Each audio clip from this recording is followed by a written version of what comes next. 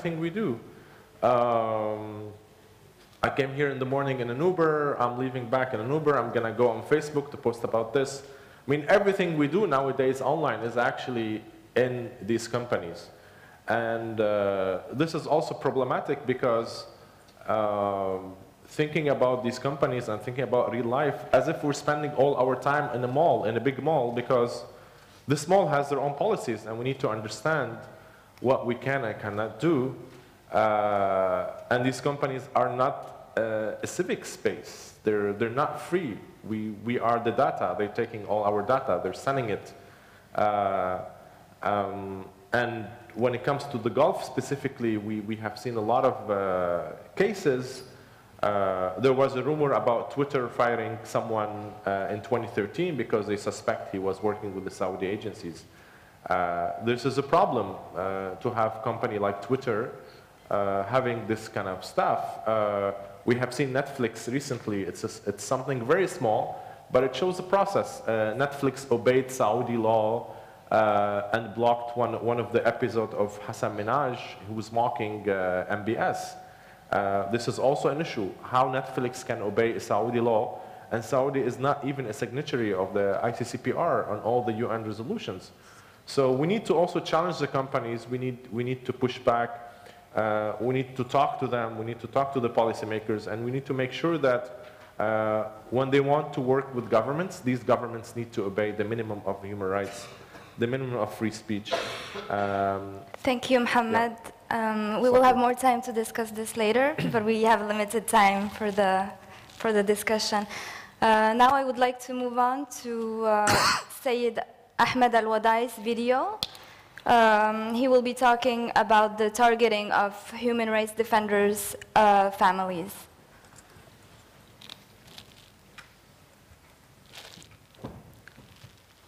The video will start in a few seconds, I guess.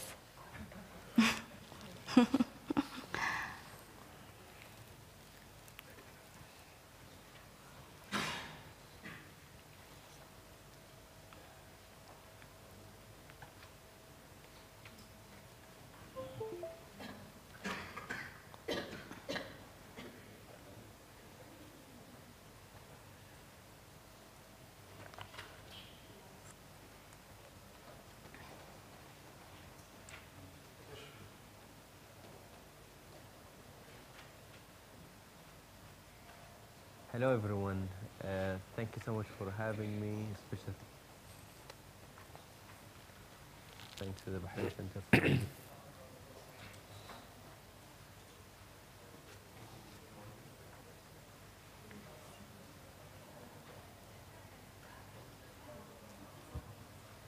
If there's an issue with the video, we can... Let's move to the second. We can move. They are ready. Okay. I think time is... Should I move to the next question? Yeah, okay. Again after that. Okay. So the second question is, I mean, as mentioned in the beginning of the discussion, human rights defenders in Bahrain have no more space to work. They are, as I said in the beginning, they are either in prison, living in exile, or under serious threats. The question here is, how can the international organizations and NGOs help them? In other words, is it enough to publish statements? And more importantly, how can we go beyond? Khalid? Yeah. Thank you. Really, we have to know that these statements are not just statements published. Like we are trying our best to use the various international mechanisms, including the UN mechanisms, to give them the accurate information about cases that happen in Bahrain and elsewhere. So it is not just a statement. On many occasions, we don't publish anything. Behind the scene, we are trying to support one of the at-risk defenders. So it is not a question about we release or not release a statement. These statements are the first step to document a violation. And it is very important. You have to do it in the most accurate way. So we will continue doing that. But is that enough? Surely it's not enough for Bahrain. And really, I just want to talk. Last week, I had a vendor in Bahrain, inside Bahrain, just to show you a reflection of the real situation in the field. We got a journalist who went there on a tourist visa, and we wanted this defender just to meet the journalist behind the scene in a secret place. And the defender said, no, I can't. This is going to put me at risk. So really, people are not allowed to speak out. People are not allowed to go to international meetings. They told all the defenders, you are not allowed to go to Geneva to speak before the Human Rights Council. So this is a reprisals in its highest level. That is what's going on in Bahrain. So what we could do? I think we need to change our way of thinking, that we might change Bahrain in the same traditional way that we used to do business during the last maybe 8 years. It is totally different environment. The government is so brutal in its actions. They are really keen to dismantle the whole human rights movement. It is not about Yemen. It is not about the tweet of Bahrain, the tweet of Nabil Rajab, in which he said, don't kill people in Yemen. It is not about that tweet. It is about Nabil himself as an international figure. It is about the wish of the government of Bahrain to isolate the whole human rights movement in Bahrain. It is their wish to silence the people, the nation. There is no right to demonstrate peacefully in the street. There is no future for you. There is no job. So it is about the whole nation. They are in isolation. They have no future. They are bringing people from Pakistan, from other countries to give them citizenship and to give them jobs. They are trying to do a lot of kind of work. They are putting a lot of work to change the whole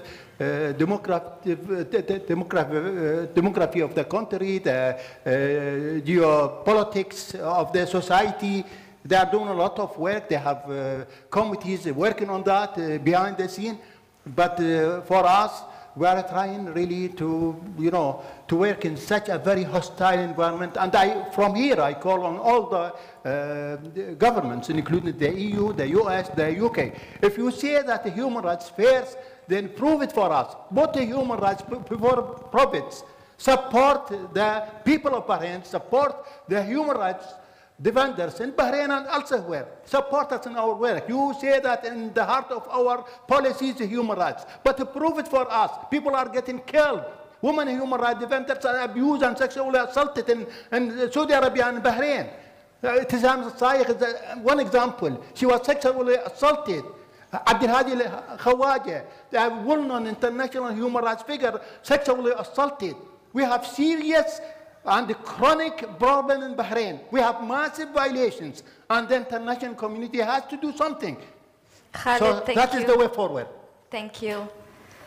Christina, can you give us some examples of how we as international organizations and NGOs can go beyond just publishing statements?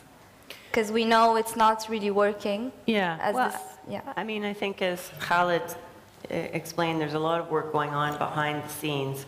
For example, submitting to the working group on arbitrary detention or on torture, the UN mechanisms that they have, and not just having our statements, but having UN statements from special rapporteurs, either combined or at the highest level from the UN Secretary General.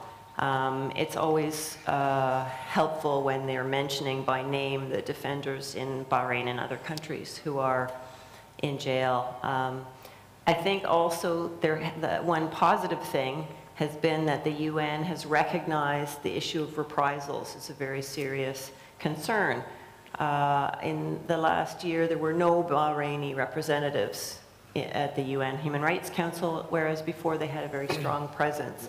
You had Nadal Al-Salman from Bahrain Center for Human Rights, then she was travel banned, especially every time it was Geneva. We had, a couple of years ago, I think, a dozen people banned from traveling from Bahrain to Geneva.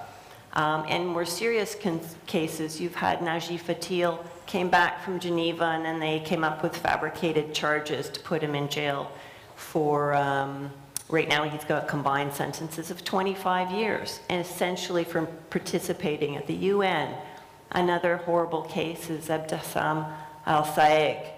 And you can see directly, she was at the UN, photographs of her with special rapporteurs and other high-level officials. She comes back, she's on Twitter talking about it, and then she was summoned to Al-Maharak police station where she was, and detained, where she was tortured and sexually assaulted. And yet, she went back out and she talked about that torture, and there were mechanisms involved in complaining and condemning that torture, and she was arrested again because she refused to be silent. And so right now she is out of prison, and I think that's a very, a small thing, but an important thing. She was released, and maybe it was due to some of the pressure from the UN. The UN has been really good, I think, in acknowledging reprisals as a direct result of people attending UN Human Rights Council sessions, and we have to keep pushing for that. But beyond that, I think that the UN needs to be more concrete in pushing for special rapporteurs and UN officials being able to gain access to Bahrain again. I think it's been over 5 years since anyone has been allowed into the country. Khalid and I have been trying to get into Bahrain for over 5 years, and our requests were denied. It's particularly ironic that Nabil just finished a 2-year sentence for telling the media that journalists and NGOs are banned from Bahrain. They are. We are. There are lists and lists of journalists and NGOs. You can't go in publicly, and you can't report without, being, if you've seen reporting there, then you're kicked out. So these are very real things that we can continue to push for. I think it's not unreasonable to ask the UN Special Rapporteur on torture to get into prison, to be able to interview Abdul Hadi and Najib Fatil and Nabil and other people, and say, and look at the actual evidence of torture that they're still suffering due to the ill health that they have in prison. Also, Dr. Abdel Jalil Al-Singas. People have been tortured who already had chronic medical conditions. It's really cruel. Thank you, Christina. This means that there is still some hope for international organizations. They still can have.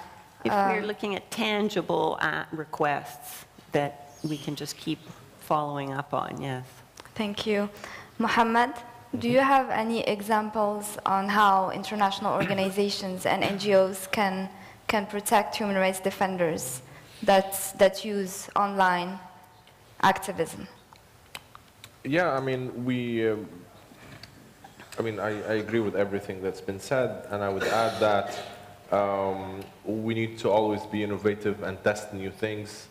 I think bringing business to human rights is also a good thing to start doing, whether by creating international boycotts, arm deals, like all these things that I think they have been tested in Bahrain. It's not, they haven't been tested.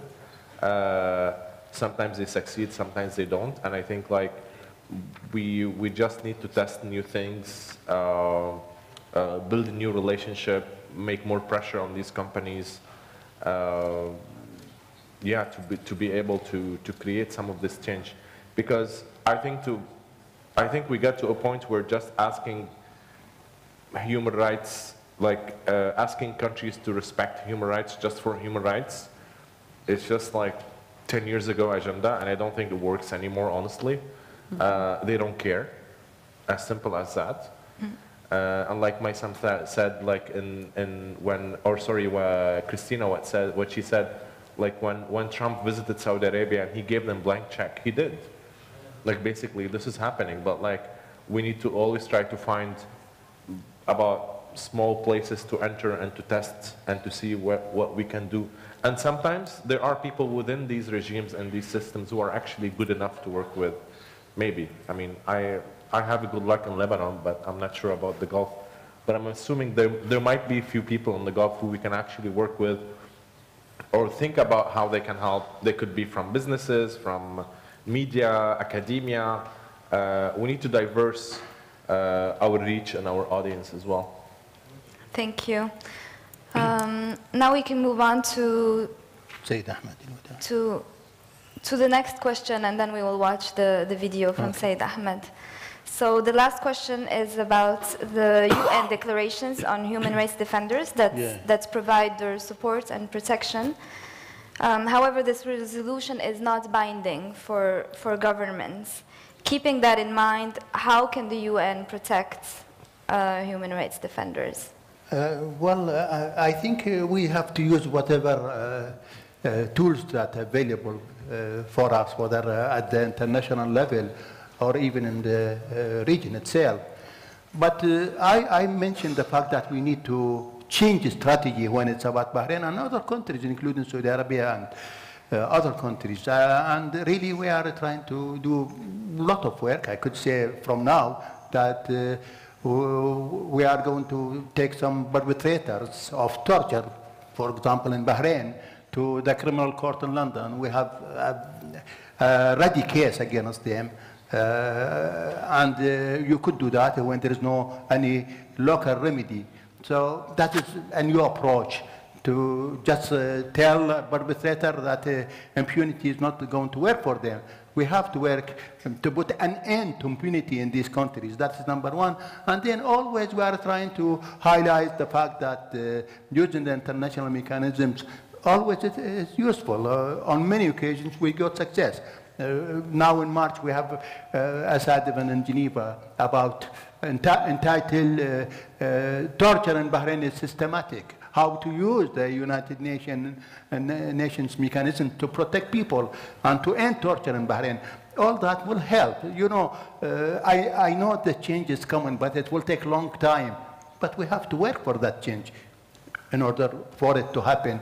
And we have to put efforts. And then we have to work together.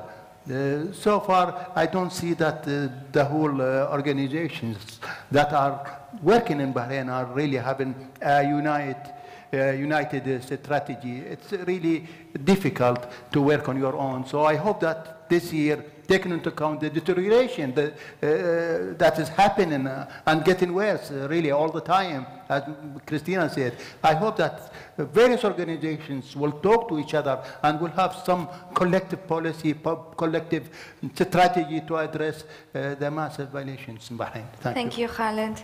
Christina, can you add something on UN declarations not being binding in their support for human rights defenders? Yeah, I mean, it is disappointing when, for example, Bahrain accepts recommendations through the Universal Periodic Review and then totally disregards them. So one thing I think, you know, BCHR has been doing, GCHR, other NGOs is trying to hold them account to recommendations they promised to fulfill back in 2011. And at the same time, you know, there was the King's Own mandated inquiry, the Bahrain Independent Commission of Inquiry, which also came up with recommendations to investigate the torture of, specifically the torture of Abdul Hadi al-Khawaja and others, the death of 2 journalists in custody among over 100 people killed during the popular movement in 2011. So these are promises that have actually been made by the Bahraini government, and they need to be held to account through the UPR process and other UN mechanisms. But at the same time, I think that you know, the issue of business and human rights, holding technology companies accountable or targeting arms sales, it might be more effective. And that, I think that the movement after the killing of Khashoggi and then the revelations of all the starving children in Yemen, not that we didn't already know that, but I mean, there was a very effective publication in the New York Times. And you have 8 countries now that have stopped arms sales to Saudi Arabia over Yemen. That was a pretty powerful symbol, and some countries like Germany, with a lot of money on the line and power, stepped up very quickly. And I'm looking at, I think the EU has been good as an organization at pushing for that among member states. And so maybe, you know, that's why countries like Canada and the US that don't belong to the EU, they don't have that accountability, don't have that membership in an organization that's pushing for accountability in the same way, but still holding out. Thank you, Christina, for these remarks. Mohammed, as we know, there are no UN conventions to specifically protect social media users, so maybe it's more the role, as Christina mentioned, of companies or social media platforms such as Twitter, Facebook. Yeah, I mean, I agree with Christina. I mean, this is a new space. This is where everyone is sharing information. We need to protect this space. We need to make more pressure on these companies. We need to be present in their conferences. We need to make sure that human rights is respected by these companies. And whether Facebook or Twitter, they tried to sold us in 2011 that these platforms are created for free speech. It wasn't actually. It was just a joke that few people did in 2011. They did it for business. They did it to collect information, to sell information. That's why they exist. But we need to make sure that human rights is in their discussion. And now we're talking about, I mean, even the tech space has been evolving. Now we have AI, facial recognition, biometric data, smart cities. So now we're going into places where the collection of data and metadata is being much more easier. And this is scary because the Gulf usually is one of the first region who they take and adopt these softwares and technologies for different reasons, but also they can be abused by these regimes. So we need to be aware on these issues, and we need to make sure that human rights is represented on the agenda whenever these technologies are being adopted and deployed. Thank you. Thank you for these final remarks. Now we can move on to Sayed Ahmed Al-Wadai's video on human rights defenders, on the targeting of their families.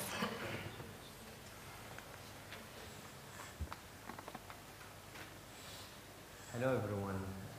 Thank you so much for having me. Special thanks to the Bahrain Center for Human Rights for hosting this important event. My name is Sayed Ahmed Al-Wadai. I am the director of the UK-based organization, the Bahrain Institute for Rights and Democracy there. I'm delighted to be joining you today. I would like just to speak about my own personal experience when it comes into how my work has been implicating and affecting my own family. In October 2016, I took part in a protest against the King of Bahrain. The King of Bahrain was in an official visit to the British Prime Minister Theresa May. And while the King was about his motorcade, about to enter 10 Downing Street, I was there to protest. And as he closely go towards like the main gate, I spotted his car and I thrown myself at his car. That caused real embarrassment for the king, real embarrassment for his visit, and this was certainly something that he was not expected. I was arrested by the police for a few minutes. I was thrilled in the car. I thought I did a good job, that the king for once has heard the voices of his victims. Because as I stand, there were thousands of individuals which were subjected to brutal human rights abuses, the Bahraini citizens being subjected to either the form of torture, the protests being crashed, the opposition figures being imprisoned, and the situation was very critical. I myself is a victim of torture, and many of you would know that in 2011 I was severely beaten by the police. Then for speaking to the media, I was imprisoned myself and been subjected to torture. So I really know what it means to be in that position. So I thought it was a golden opportunity to echo the voices of the victims, and it was an important reminder for the king. On the same night, my episodes of reprisals began. This probably was a new chapter in my life, that any action I take would have consequences. This time, not consequences on me, but this time it's consequences on my own family. The first victims were my own infant son. At that time was 18 months old, and along with my wife, they supposed to return back to London after a short holiday in Bahrain. And there, what happened there was my wife, as she approached to the immigration, she was stopped. I mean, the thing is, I was receiving a phone call from her on the night that she told me everything is safe. And as I was meant to really wake up in the morning and pick her up in the airport, instead I really woke up from a phone call from my mother-in-law. She was crying in the line, telling me that your wife and your infant son never made it. They were in prison, they were arrested, and they were mistreated, and we are on the way to go there. That was a horror moment for me, because it was really a nightmare that I wasn't really expecting anything like this to happen. Then my wife told me, and I was speaking to her along with a researcher from Human Rights Watch. She detailed how aggressively she was interrogated. She was dragged in the airport. My son was taken by force from her, and then she was explicitly told that we're going to get the animal, your husband, referring to me, and then where would you like us to start? Would you like us to start by your family or by his family? And if you dare to speak out about what happened here, you would have to forget about leaving this country, and we're also going to fabricate a case against you that could get you up to 3 years imprisonment of assaulting a female officer. We could do that very easily. So the treatment of my family, then that started an episode of reprisals. Then I had my brother-in-law, Sayyid Nizar, 18 at the time, along with my mother-in-law, Hajar Mansour, was 49, and along with a cousin. They were all arrested in March. They were subjected to the horrific sort of torture, and unfortunately they were sentenced to 3 years over fake charges related to planting a fake bomb. Of course, the only means of getting their confessions were extracted under torture. This was subject to international criticism. Organizations like Amnesty International, Human Rights Watch, even the United Nations were in condemnation of those acts of reprisals. What was the most recent thing is that last week the UN Working Group on Arbitrary Detention declared my family members to be arbitrarily detained, and we thought this is a moment which could give us hope. But instead, what I had is I had a very serious defamatory. Now, for the first time, I've been labeled by the authorities officially being a terrorist, and that was a direct consequence to the UN statement. My testimony today is, I hope that it's something really important. We as activists, in particular, when we are in exile and we continue our activism and our exposure to what is happening in our country, it should not really happen at the cost where I would have to have family members to be imprisoned and tortured. I should not really have my citizenship to be revoked. I currently, I'm just got my daughter, which was just born in November in 2017, yet she has no nationality, and it's all consequences because of the revocation of my own citizenship, that there is a problem for the future generation in Bahrain that they could face, a problem of statelessness, a problem that someone like me who grew up in Bahrain never seen in the past. I really hope that the international community, human rights organizations shed some light, and that government could take responsibility. There should be enough scrutiny on those governments to really respect the human rights and end the reprisals.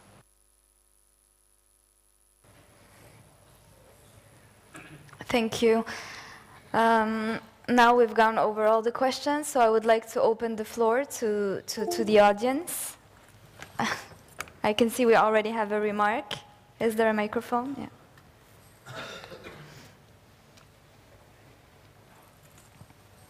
Hello, I'm Ghina Ribai from the Bahrain Forum for Human Rights.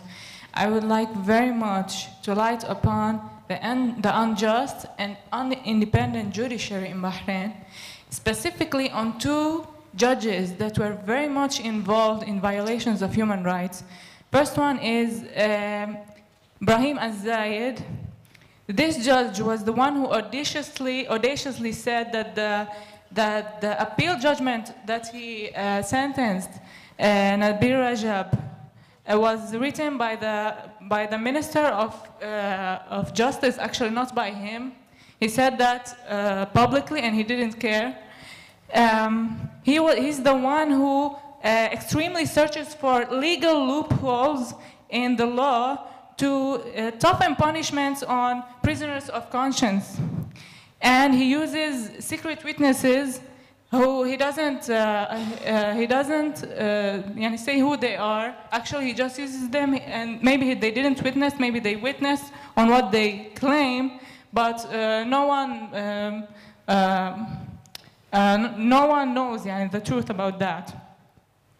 Brahim al-Zayed is involved in impunity of soldiers who extrajudicially kill people, and for sentences, witnesses who see that to lifetime in prison. It's actually true. He was presented with a video by a witness. He sentenced the witness to jail for lifetime, and he released the soldier who killed people.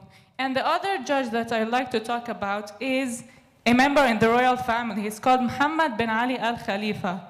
He's the one who sentenced the opposition leader Ali Salman to jail, which this sentence that was condemned by the International Human Rights Society. And he was the one who sentenced the Bahraini football player Hakim Al-Uraibi to jail after he was presented with a video that proves that the player was actually playing live on TV in the match, in a football match, while the incident that he was accused about happened. He refused to see the video. He just sentenced him to 10 years in prison, just like that.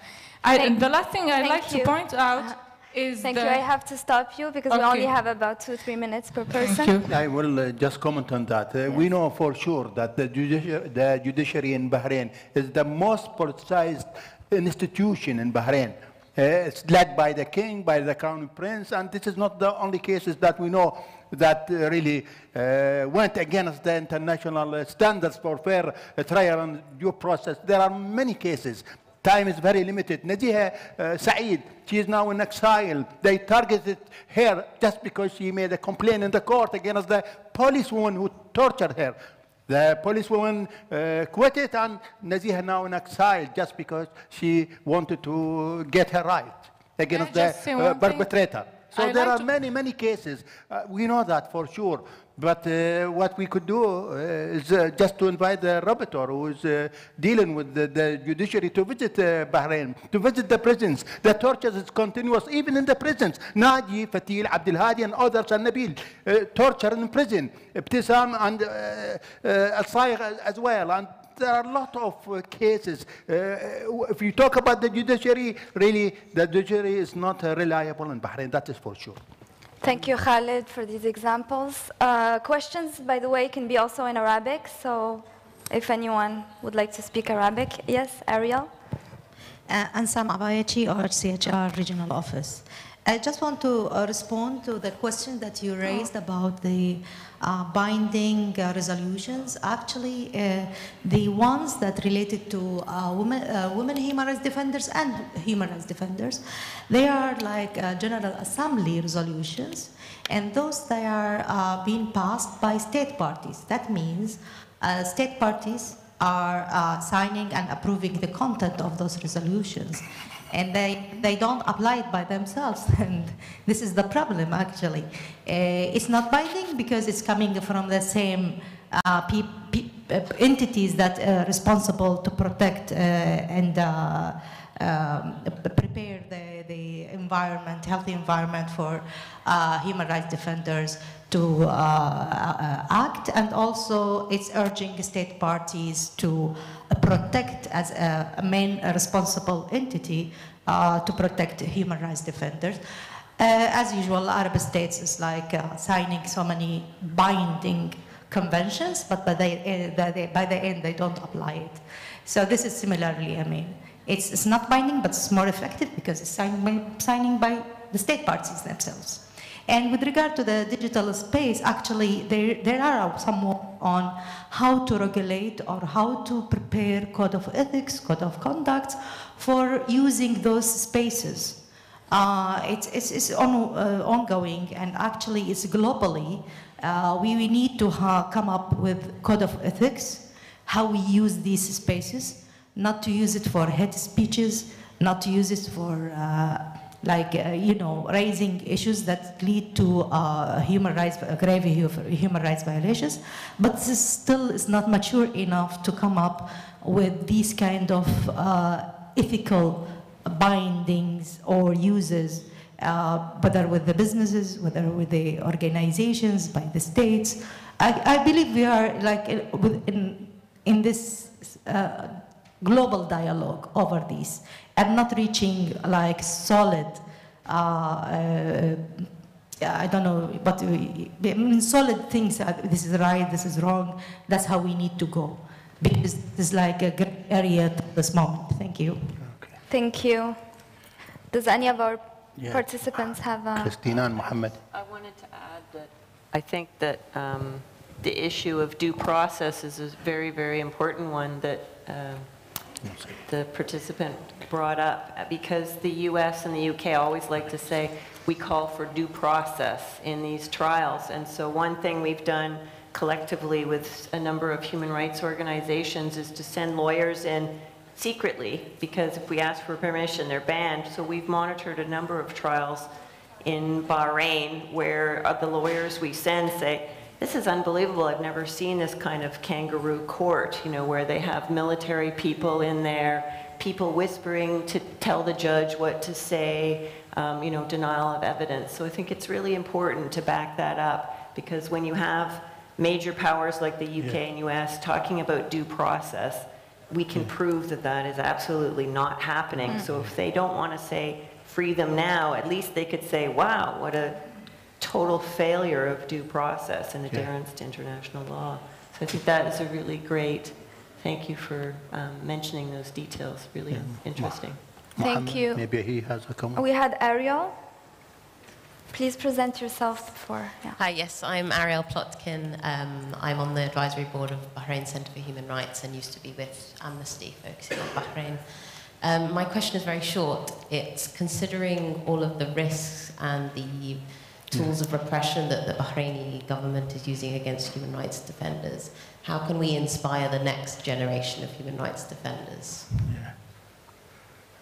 I think this is a very important question. It is not just about Bahrain. The civic spaces are closed in Emirates and Oman and Qatar. And this is a question of how we could create a new generation of defenders. The first generation either in prison, killed, in exile, and really we don't have people working for human rights. Very few. Now we are relying on families and rumors. So I think this is a very important question, and we try in the last year to organize a lot of meetings to address that, to kind of to protect people who are still working for human rights. It's a very, very lengthy process. It's not easy, and there are some solutions. We are trying to create a hub, an e-platform to gather information, but I think you are totally right to raise this question. It is for all of us to address this problem, a chronic problem across the region, and we need to address it. Thank you, Khalid. Mohammed, did you have, Christina, you have a comment? Well, I wanted to follow up and say that there are people who refuse to be silenced. As I was mentioning, Abdesam Al-Saeg was tortured and sexually assaulted, and she kept talking about it. And then they took her back to prison, and she keeps talking about it. If you look on her Twitter, she won't. There were many people, many men who were taken to the same police station and threatened, get off Twitter now, and they did. They said, okay, I can't take it, and she's still talking. And look at Nabil Rajab and Abdul Hadi Al-Khawaja. Not only did they still actively send messages out of prison, Abdul Hadi has written several books. Nabil Rajab has been publishing articles and speaking out. And oh, yes, he's continuing to pay the price, but I think that they're an inspiration to people to say, it's not over even when you're in prison, as long as you still have a voice. That is what Abdul Hadi said. He said, in prison we start again working for human rights. Khalid, we don't have a lot of time, so we have to give time to Mohammed. To Mohammed, yes, you have time. I mean, basically by writing more about it in a critical way, I think, I mean, when we say how we can make sure that the new generation respect human rights or like think about human rights, it's, I mean, us as humans by nature, we respect human rights. It's unhuman not to respect human rights. So basically, we just need to make sure that the new generation have critical thinking, they have better education. I think this is mainly the main issue. And like I look at things around the Gulf, and there's really less and less spaces for critical thinking, and that's the dangerous part, is not allowing people to think. And the more regulation we see is happening is limiting the people to think. So writing about these issues and pushing more for critical thinking is one of the major things, I think. We have time for one more question from the audience. Yeah, I just have a suggestion over here. Now, we all know that the UN mechanisms are good, but the question is, are they effective? Aren't human rights defenders around the world losing hope? What can we do as international NGOs? And we have representatives over here from Amnesty, from Human Rights Watch, from other organizations. What can we do? Or can't we think of an action to be taken with the UN to pressure members of the Human Rights Council, to pressure the UN to actually make those tools more effective in order to ensure that they have a real impact on human rights violations around the world? So Thank you start for this from them, and important then I question. will say something. Yeah. Well, anyone from the audience also who wants to answer this important question? You are talking. Yeah. Next Okay. session. In the next But, So a final comment. final comment. To start with Mohammed, I think. Because, No, please go ahead. Okay, you can go ahead, Khalid. Well, I think for Sheikh Maitham Salman, he's raising a bigger question. But I would say that there's no any successful international advocacy without accurate research. So we have to continue to do documentation of all the violations in Bahrain and elsewhere. That is the basis for our advocacy, to reach out to state members of the Human Rights Council and other governments that have influence in Bahrain. We are not going to lose hope. We are going to continue. It's a fight, peaceful fight. We will have it really in the most possible way. We will have it in our hearts that the change is coming. It will take time, maybe a long time, but the change is coming. Thank you, Khalid. This was an important question, so I'm willing to take one final comment, if there are any. If not, we will. Yeah. Yes, please. Jury. Hi, I'm Drury. I work with Salam for Democracy and Human Rights. I think, Sheikh, we're going to return to this question later. Sheikh Maitham's question is terribly important. I can't help but think with all of us in the room that coordinated, unified action, strategically taken over time, will be our way forward. I totally agree with what Khalid said before about the attempt that the state has undertaken to dismantle and extirpate, remove, not just the human rights movement, but really civil society in toto. So, as I think Annie or somebody said earlier, we will be returning to these issues. But I, for one, would like to see strategic, coordinated action. Bahrain is a member since October 2018 of the Human Rights Council, completely unquestioned, completely unchallenged in an environment where accountability is key. It's incumbent upon us to go to the Human Rights Council, I feel, and to challenge the very basis of their presence there. So I think, as I say, we will be returning to these issues later. Yeah. Thank you. Thank you for this final comment. We have to end this first discussion. I think there's a coffee break now, and I will see you for the next discussion. Thank you so much. Thank you. 10 minutes break. Thank you. Thank you, Mohammed. شكرا جزيلا. Thank you so much, Selva. Thank you. Thank you so much. Okay. هلا عزيز. هلا. كيفك يا كيف الأستاذة؟ مرتاح إن شاء الله. استريحي. كيفك يا أستاذ يا أخويا الغالي؟ شلون الصحة أستاذ باقر؟ خلينا نسلم على العب. كيفك أستاذ خديجة؟ مو أنا رايح عندي اجتماعات. أنت عندك إيميل يدرسني؟ هسه الله كريم هاي هذا كارتي عندك أنت؟